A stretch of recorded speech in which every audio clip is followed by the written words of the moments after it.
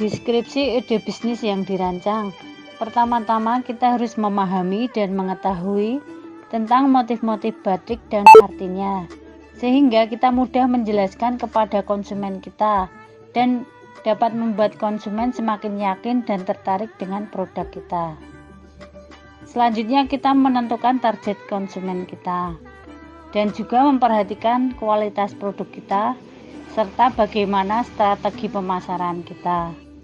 Juga yang paling utama adalah modal usaha. Modal usaha tadi menyesuaikan dengan rencana bisnis yang mau kita kembangkan. Apa yang membuat produk Anda unik? Produk batik kita dikatakan unik karena di dalam motif batik kita terkandung unsur cerita, perjuangan, dan asal-usul suatu daerah. Juga kemasan kita buat semenarik mungkin. Jelaskan proses produksi secara ringkas mulai dari desain, mencanting, mewarna. Awalnya kain kita murdan dengan tujuan membuka pori-pori pada kain agar warna bisa dapat hasil maksimal, juga untuk menghilangkan kanji pada kain. Proses selanjutnya adalah proses mendesain. Kita mendesain batik tulis alam ini mengambil tema Nipan dan Sari dengan irigasinya di Desa Boja. Proses selanjutnya proses mencanting. Setelah mencanting, kalau memang belakang belum tembus, kita tembusi atau terusi. Setelah itu kita isen-isen dalam lowongan tersebut. Selanjutnya kita proses pewarnaan. Pewarnaan pertama kita menggunakan pewarna indigo yang akan menghasilkan warna biru muda. Yang kemudian dari warna biru muda itu kita temboki atau tutup dengan malam. Setelah kita temboki, kita masuk ke proses pewarnaan kedua dengan pewarna indigo lagi dengan hasil warna biru tua. Kita mengambil warna biru tua yang untuk kita temboki. Selanjutnya proses pewarnaan ketiga, pewarnaan jalawe dengan fiksasi atau penguncian dengan tawas yang mendapatkan warna hijau. Kemudian warna hijau kita temboki. Pewarnaan keempat yaitu pewarnaan tinggi dengan fiksasi atau penguncian dengan kapur. Kita akan mendapatkan warna coklat. Kemudian dari warna coklat itu kita temboki. Setelah kita temboki, kita proses pewarnaan kelima atau pewarnaan terakhir sebagai warna dasar atau pelataran dengan pewarna jalawe fiksasi tunjung yang mendapatkan warna dasar hitam. Masing-masing pencelupan warna sebanyak kurang lebih 6 kali pencelupan. Proses terakhir adalah pelorotan malam atau menghilangkan malam pada kain dengan cara direbus. Demikian penjelasan dari proses produksi kami. Terima kasih. Penjelasan bagaimana rencana dan strategi pemasaran produk. Rencana pemasaran produk, pertama kita harus menentukan siapa konsumen kita, di mana lingkungan mereka, misalnya perusahaan, instansi dinas, atau personal. Dan kita harus jeli mana saat ini motif yang baru in atau up to date, sehingga kita bisa menembus pasaran. Selanjutnya rencana kita promosi. Bisa kita lakukan melalui iklan, media cetak, selebaran, brosur, dan lain-lain. Melalui internet juga, Facebook, Instagram, online marketing. Juga personal selling dilakukan untuk menjalin hubungan secara langsung dengan konsumen. Dan juga public relation dengan mempublikasikan kepada masyarakat umum.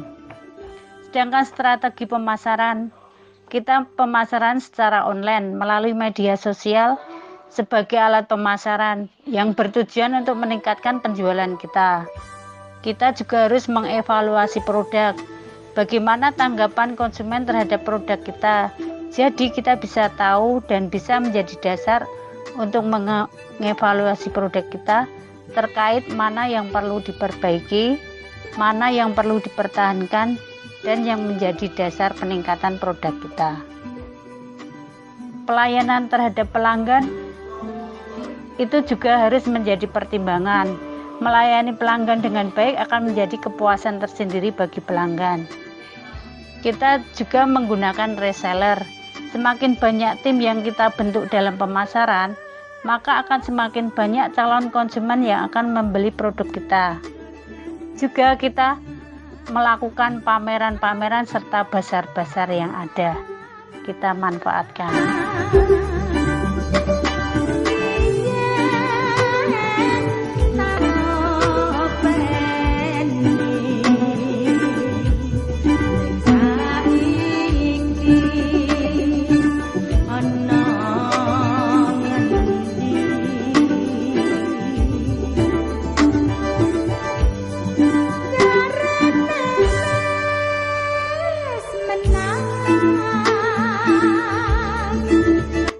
Apakah sudah melakukan penjualan? Ya, kita sudah melakukan penjualan. Apakah sudah ada keuntungan yang didapat? Keuntungan juga sudah kita dapatkan. Bagaimana omset dan keberlangsungan unit bisnis ke depannya? Cara meningkatkan omset dan keberlangsungan bisnis batik kita harus mempertahankan kualitas produk. Jika kualitas produk kita sudah baik, konsumen pun akan loyal dan terus berbelanja batik kita, dan tidak akan ada masalah sedikit menaikkan harga asal kualitas produk kita terjaga. Kekuatan promosi juga akan meningkatkan omset usaha. Kita lakukan dengan kemampuan kita dengan bermacam cara, misal dengan promosi lewat media sosial untuk menjangkau pasar yang lebih luas, dan melakukan promosi lewat pameran, lewat bazar, dengan cara memberikan diskon dan lain-lain. Memberikan pelayanan yang baik dan ramah, memperlakukan pelanggan, pelayanan cepat bagi pelanggan, dan lain-lain.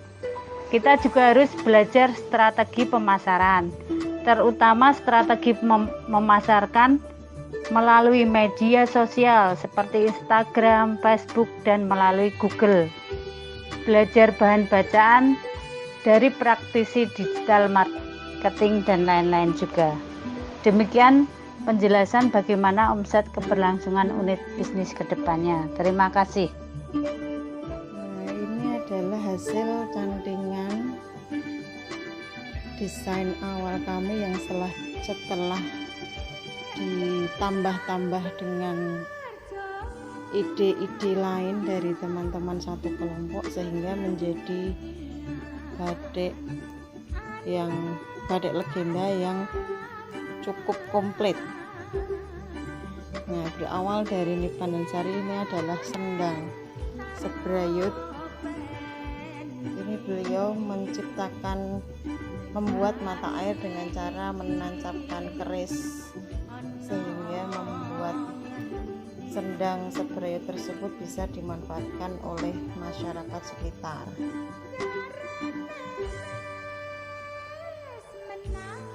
Karena beliau tinggal di suatu daerah yang nantinya adalah disebut dengan Desa Boja, di daerah tersebut tidak ada mata air ataupun kekeringan, sehingga beliau menggunakan setagen atau bengkung dalam bahasa Jawa, menarik air dari sendang sebrayut belimbing.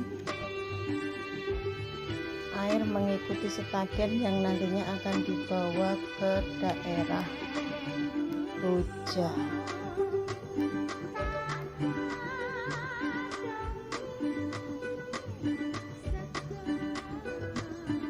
Nipan dan Sari adalah putri dari Ki Ageng Demak, adik dari Ki Ageng Pandanaran yang sebagai tokoh Bupati pertama Semarang.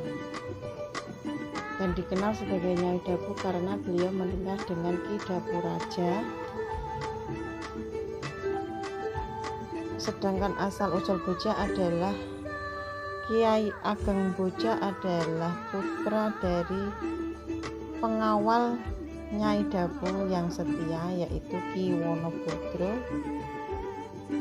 Putranya tersebut adalah kepala desa pertama di desa Boja. Karena beliau bernama Ki Ageng Boja, maka daerah tersebut disebut dengan Desa Boja. Ki Pandensari meninggal dan dimakamkan di makam Sedabu Boja yang sampai sekarang diziarahi dan terdapat acara syawal.